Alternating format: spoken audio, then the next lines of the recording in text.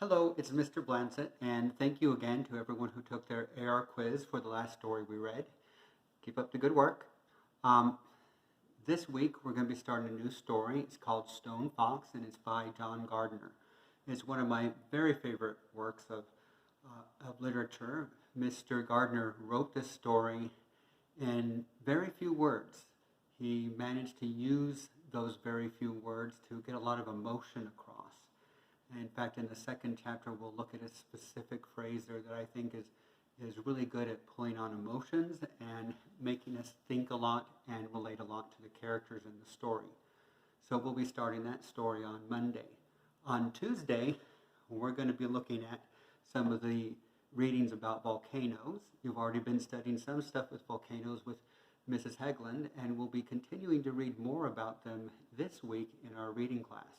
The selection called Volcanoes tells us about a whole bunch of different things that are going on inside of the earth, and the vocabulary for this story is really good too. You'll want to pay close attention to the graphs and the charts because those show you how some of the vocabulary is used, and they'll help you have a better and deeper understanding of volcanoes and how they work and how the different plate tectonics going on makes a big difference in where you are when you feel an earthquake.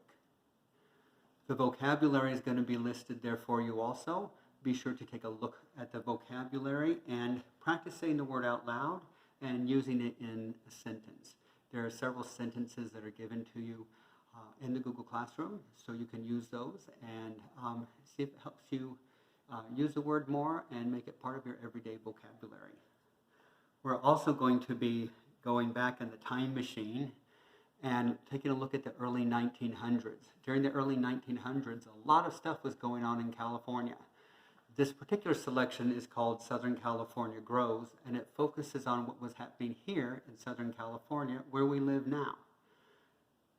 The water issue was the same then as it is now. Not enough water and a lot of people.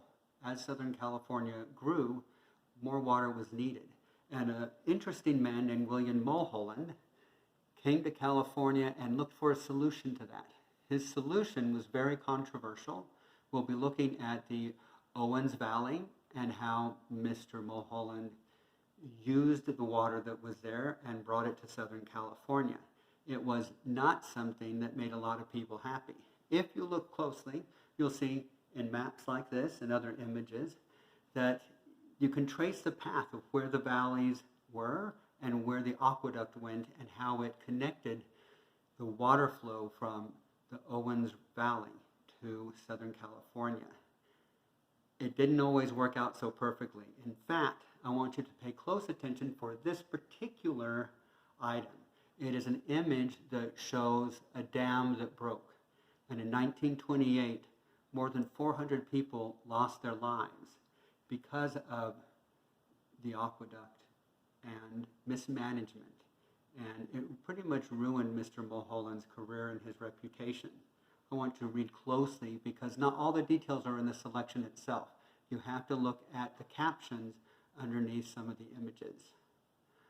In the end, this week should be a week where you learn a lot more about Southern California and how things work and how things were and the way they changed over time. The California we live in now is very different because of the hard work of other people who came before us. I hope you all have a good week. I miss you all, and I want you to take good care of yourselves.